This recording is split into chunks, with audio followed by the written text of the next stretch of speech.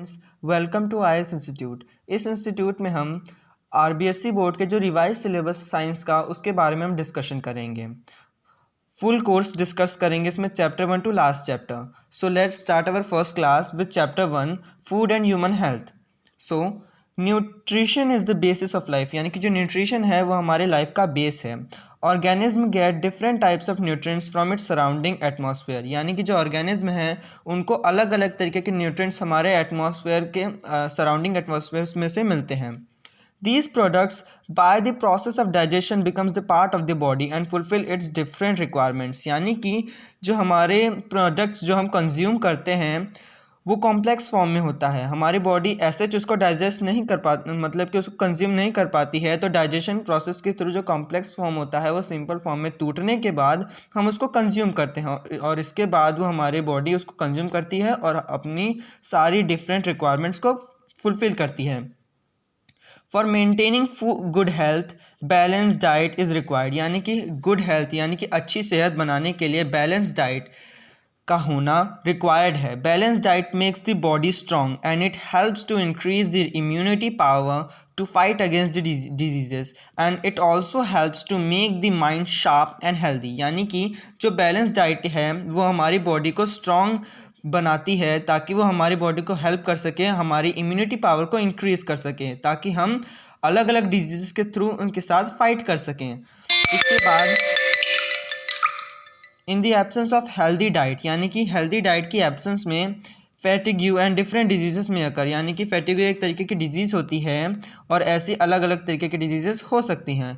On the basis of experience it has been known that, experience के basis पर ये हम जान सकते हैं कि for the activities of life carbohydrate, protein, fat, mineral, vitamin and water should be available in sufficient quantity, यानी कि जो एक्टिविटीज़ को फुलफ़िल करने के लिए हमारे बॉडी के रिक्वायरमेंट्स क्या होती हैं, carbohydrates, proteins, fat, minerals, vitamin and water should be available in the significant quantity, यानी कि हमारी बॉडी में रहनी चाहिए कुछ क्वांटिटी में।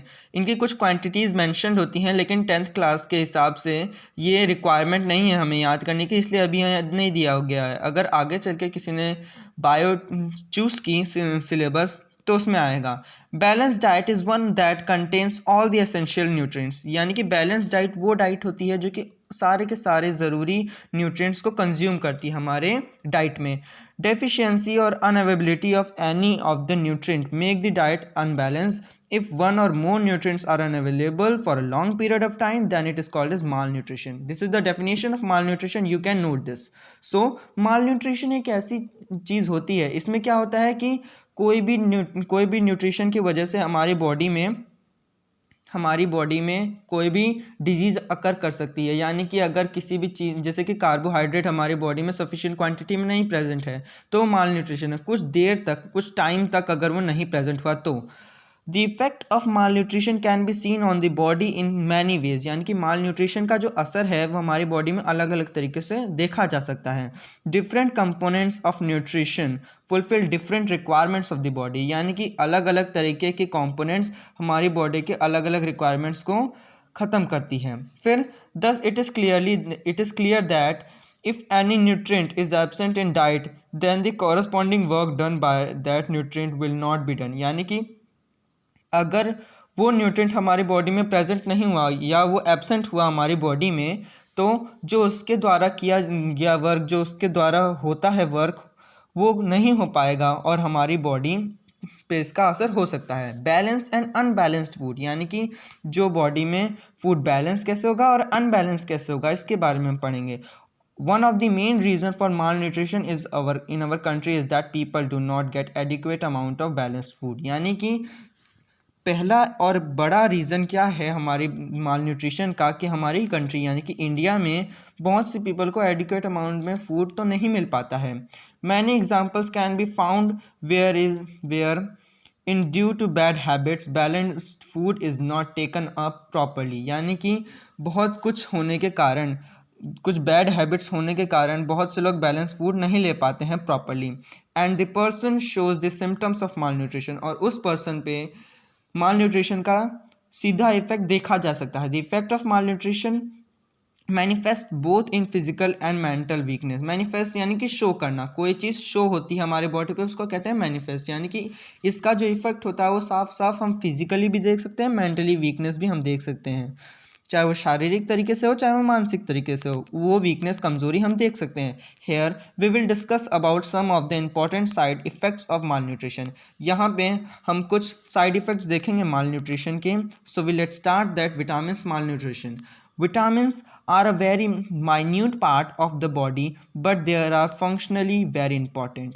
यानी कि विटामिन्स जो है वो बहुत माइन्यूट पार्ट होता है हमारे बॉडी का या हमारे फूड का एक बहुत ही माइन्यूट यानी कि छोटा सा पार्ट होता है फूड का, वो फंक्शनली हमारे बॉडी के लिए बहुत इंपॉर्टेंट होता है। लेकिन clear symptoms are seen if one or more vitamin are absent in the diet, यानी कि एक से ज़्यादा अगर विटामिन एब्सेंट हुआ हमारी बॉडी में तो उसका सिम्टम साफ साफ देखा जा सकता है। यहाँ एक टेबल दी गई है, उस टेबल के थ्रू हम ये देखेंगे कि क्या क्या सिम्टम्स हमारी बॉडी में देखे जा सकते हैं।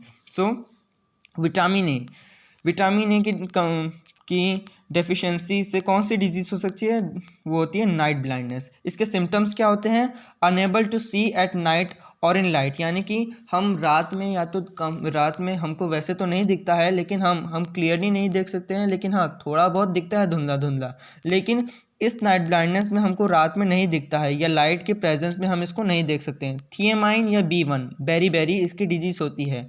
लो हार्ट बीट यानी कि हमारा दिल का धड़कना जो होता है वो कम हो जाता है। Weakness in muscles and nerves, यानी कि हमारे जो नर्व्स होती है या मसल्स होती हैं उनमें कमजोरियाँ आने लग जाती हैं। राइबोफ्लेविन B2, ये विटामिन बी के 3 पार्ट दिए हुए हैं, B1 B2 B3, thiamine, riboflavin and then niacin. हम अभी राइबोफ्लेविन के बारे में पढ़ रहे हैं। सो इसकी डिजीज़ है riboflavinosis. Rupturing around mouth lining and skin of the lips and memory loss, यानी कि हमारे जो मेमोरी होती है उसको भूल जाना, यानी कि मेमोरी लॉस का हम जैसे कि कुछ हमने पढ़ा अगर 2-3 दिन हो चुके हैं अगर हम उसको भूल जाए तो होती है मेमोरी लॉस, और इस डिजीज़ में ये बहुत ज़्यादा देखा जा सकता है। और रप्चरिंग यानी कि कहीं कहीं पे झुर्रियाँ पड़ जाना, हमारे माउथ पे ऐसे लगता है जैसे कि थोड़े व्रिंकल्स पड़ रहे हैं। तो नियासिन, ये होता है राइबोफ्लेविन के बारे में सिम्टम्स। अब हम पढ़ेंगे नियासिन यानी कि B3 पैलेग्रा, इसकी डिजीज़ होती है pellagra. Appearance of dry scales on tongue and skin, यानी कि जो हमारे अपीयरेंस क्या देखी जा सकती है इसके लिए कि हमारे जो स्केल्स होते हैं यानी कि जो हमारी बॉडी की स्किन होती है वो सूखने लग जाती है, और जो टंग होती है एंड स्किन वो दोनों ही सूखने लग जाती है। हम ऐसे तो जानते हैं कि हमारी टंग हमेशा ही गीली होती है, लेकिन इस बीमारी में यानी कि पैलेग्रा डिजीज़ में ये होता है कि हमारी जो टंग होती है वो सूखने लग जाती है। तो एस्कॉर्बिक एसिड यानी कि विटामिन सी, अब यहाँ से सी, यहाँ विटामिन बी के 3 कंपोनेंट्स थे, thiamine, riboflavin and the niacin. यहाँ अब सी यानी कि विटामिन सी एस्कॉर्बिक एसिड। अब इसकी डिजीज़ क्या होती है, scurvy. Bleeding from gums, appearance of spots on the skin, यानी कि कुछ धब्बे पड़ जाना हमारे चेहरे पे, इसको कहते हैं स्पॉट्स, धब्बे पड़ जाना हमारे चेहरे पे यानी कि स्किन पे। ब्लीडिंग फ्रॉम गम्स यानी कि मसूड़ों से खून आना, ये हम देखते हैं एक ऐड आता है, उसके बारे में हम बाद में बात करेंगे। कैल्सिफेरोल यानी कि विटामिन डी। रिकेट्स, इसकी डिजीज़ है रिकेट्स, यानी कि बोन्स ऑफ लेग बैंड्स, यानी कि जो हमारे बोन्स होते हैं, जो लेग के जो बोन्स होते हैं वो बैंड एक दूसरे की तरफ क्लोज में बैंड होने लग जाते हैं, एक इस तरफ और एक इस तरफ बैंड होने लग जाता है। इनवर्ड बैंडिंग ऑफ नीज, यानी कि जो हमारी नीज होती हैं वो इनवर्ट बैंड हो जाती हैं। वही मैंने बताया कि एक इस तरफ और एक इस तरफ, दोनों एक दूसरे की तरफ बैंड होना, यानी कि दबना चालू हो जाती हैं। सो अभी इसके बारे में हमने ये पढ़ा।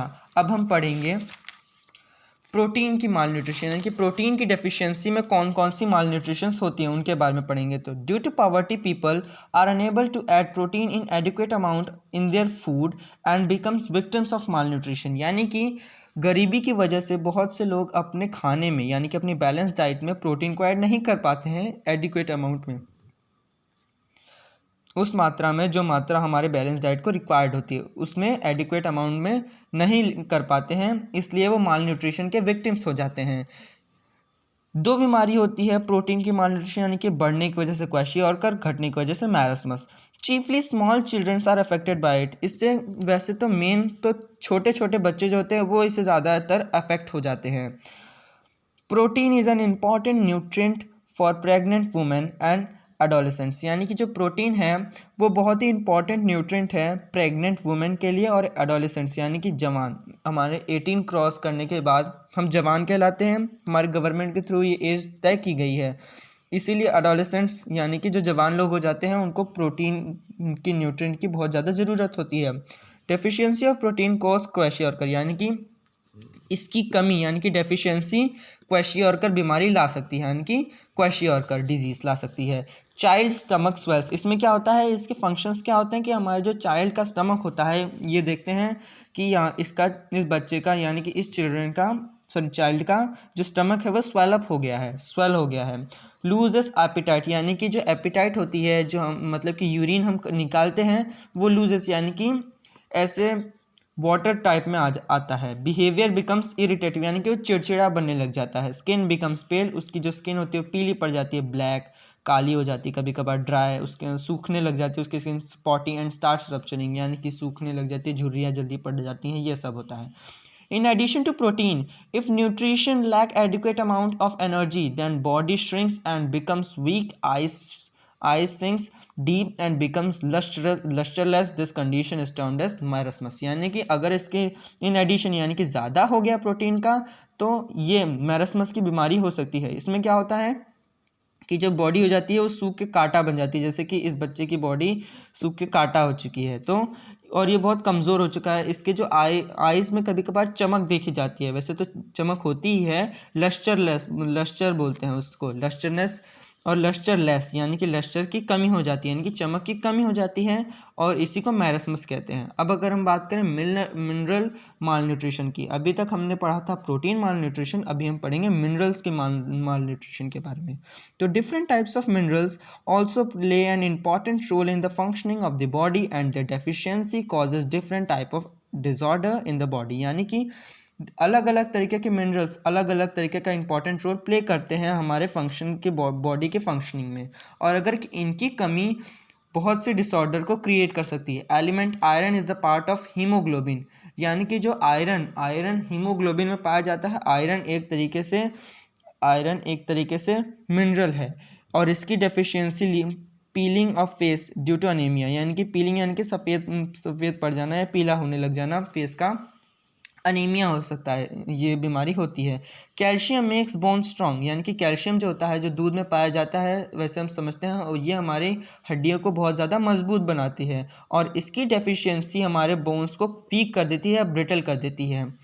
Due to the deficiency of iodine, यानी कि आयोडीन की डेफिशिएंसी से ग्वाइटर जैसी डिजीज़ हो सकती है, थायराइड ग्लैंड जैसी डिजीज़ हो सकती हैं। दो टाइप की डिजीज़ होती हैं। आयोडीन की एक्टिविटी से थायराइड ग्लैंड हो सकती है, slow down and causes goitre, यानी कि अगर इसकी ज़्यादा हो गया तो थायराइड हो सकता है, और अगर कम हो गया तो गॉइटर हो सकता है। वैसे ये जो टेबल है वो ज़्यादा इंपॉर्टेंट नहीं है, अगर आप चाहें तो इसको आप एज रीड कर सकते हैं, इसलिए, और अगर अभी हमारे पास टाइम कम है इसलिए मैं इसको रीड नहीं करवा रहा हूँ, इसकी नीड नहीं है, अभी बोर्ड के पेपर में इसकी ज़्यादा इंपॉर्टेंस नहीं है। सो इसमें अलग अलग तरीके के मिनरल्स दे रखे, जैसे कि sodium, potassium, calcium, phosphorus, iron, iodine, इसके बारे में आप डिस्कस कर सकते हैं। So now we will discuss about human health, properties of drinking water and harmful effects of polluted water, यानी कि क्या क्या प्रॉपर्टीज़ होती हैं ड्रिंकिंग वाटर की, और क्या हार्मफुल इफेक्ट्स हो सकते हैं इसकी वजह से। So we humans are exploiting the available limited water sources in such a manner that in the near future we will have water crisis, यानी कि हम जो ह्यूमन बींग्स हैं, यानी कि जो हम इंसान हैं, वो एक्सप्लॉइट करना यानी कि शोषण करना, यानी कि यहाँ शोषण का मतलब ये है कि हम वाटर को एक इतना बर्बाद करते जा रहे हैं कि हमारे नियर फ्यूचर में, यानी कि हमारे आगे के भविष्य में वाटर की क्राइसिस होने लग जाएंगी। Most of the usable water comes from river, यानी कि बहुत से river, lakes and underground sources, यानी कि बहुत से यूजेबल स्रोत, यानी कि यूजेबल वाटर सोर्सेज, यानी कि स्रोत के पानी के क्या क्या सोते हैं। सो वो कहाँ से आते हैं, रिवर, नदियों से आते हैं, लेक्स, झीलों से आते हैं, अंडरग्राउंड सोर्सेज, यानी कि ज़मीन के अंदर जो पानी के सोर्सेज होते हैं उनसे आते हैं। While using the water we are also polluting it, हम उसको यूज़ करते करते उसको पॉल्यूट भी कर रहे हैं, यानी कि उसको गंदा भी बनाते जा रहे हैं। In this way we are hurting our life donor with double edge sword, यानी कि हम दो धारी तलवार, डबल एज स्वॉर्ड यानी कि दो धारी तलवार, यानी कि एक तरफ तो हम उसको यूज़ कर रहे हैं, दूसरी तरफ हम उसको चोट पहुँचा रहे हैं। कैसे? उसको गंदा करके, उसको पॉल्यूट करके। It is useless to discuss about the uses of water, ये बहुत यूजलेस होगा कि हम डिस्कस करें कि वाटर की क्या यूजेस हैं, क्या क्या यूजेस नहीं हैं। If we say water is life then it would not be exaggeration. Water is use for drinking, preparing food, bathing, washing utensils and clothes, agriculture and industries. यानी कि वाटर इज़ लाइफ, यानी कि water जो है वो हमारी ज़िंदगी का एक महत्वपूर्ण हिस्सा है। अगर वाटर की क्या क्या है, मतलब कि हम कैसे कैसे उसको यूज़ करते हैं, तो वाटर ड्रिंकिंग के लिए यूज़ होता है, हमारे खाना बनाने के लिए यूज़ हो सकता है, नहाने के लिए यूज़ हो सकता है, वॉशिंग यूटेंसिल्स किसी सामान को धोने के लिए यूज़ हो सकता है, क्लोथ्स के लिए, एग्रीकल्चर इंडस्ट्रीज। हम हर फैक्टर में, हर फील्ड में हम वाटर का कहीं ना कहीं एक यूज़ लेते हैं, डायरेक्टली या इनडायरेक्टली हम उसको यूज़ करते ही हैं। Water is the only product found naturally on earth, water ही एक ऐसा प्रोडक्ट है जो कि नेचुरली फाउंड होता है।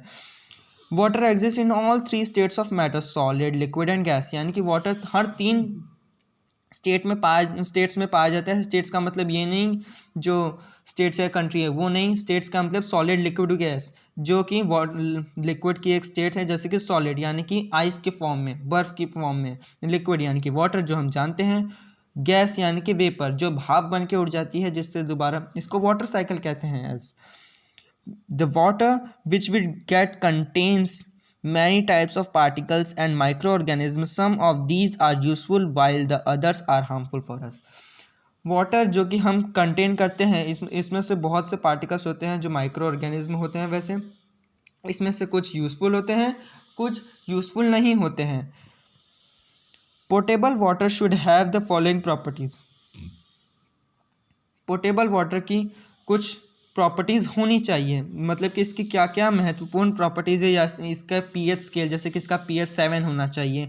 ये ऊपर से मैं इसको ऐसे बता देता हूँ कि ये ऊपर से हमको साफ़ सुथरा दिखना चाहिए, इसमें ज़्यादा इम्प्योरिटीज़ हमको कहीं नहीं दिखनी चाहिए, कोई ग्रीन एल्गी हमें इसमें तैरती हुई नहीं दिखनी चाहिए, तब हम इसको यूजलेस बताएंगे। इसकी वाटर की पीएच 7 होनी चाहिए, ये सब बताया गया है इसमें। फिर उसके बाद अगर हम बात करें कि therefore a doctor also suggest us to drink minimum 8 glass of water per day, यानी कि हमको हर दिन 8 ग्लास पानी पीने के लिए एक डॉक्टर सजेस्ट करता है। You must drink more water if you do more physical work, यानी कि अगर आप फिजिकल वर्क, ज़्यादा शारीरिक परिश्रम करते हैं तो आपको 8 से ज़्यादा पानी पीना चाहिए, क्योंकि स्वेट की फॉर्म में बहुत सा पानी रिलीज़ हो जाता है वैसे तो।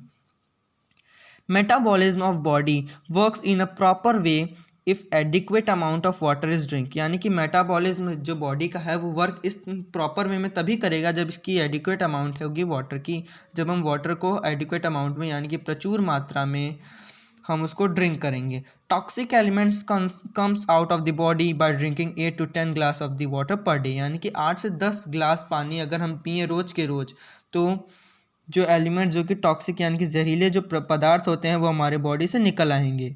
And the body remains disease free, और जो हमारी बॉडी होगी वो डिजीज़ फ्री रह जाएगी। And the body remains disease free, और इससे हमारी जो बॉडी होती है वो डिजीज़ फ्री रहती है। Adequate amount of the water in the body makes the body healthy and energic and the body does not feel tired, यानी कि एडिक्वेट अमाउंट अगर हमारे बॉडी में वाटर रहेगा तो इससे जो हमारी बॉडी होगी वो हेल्दी फील करेगी, एनर्जेटिक होगी, हमारी बॉडी फील ऐसा करेगी, और हमारी बॉडी जो है वो थकावट फील कभी नहीं करेगी।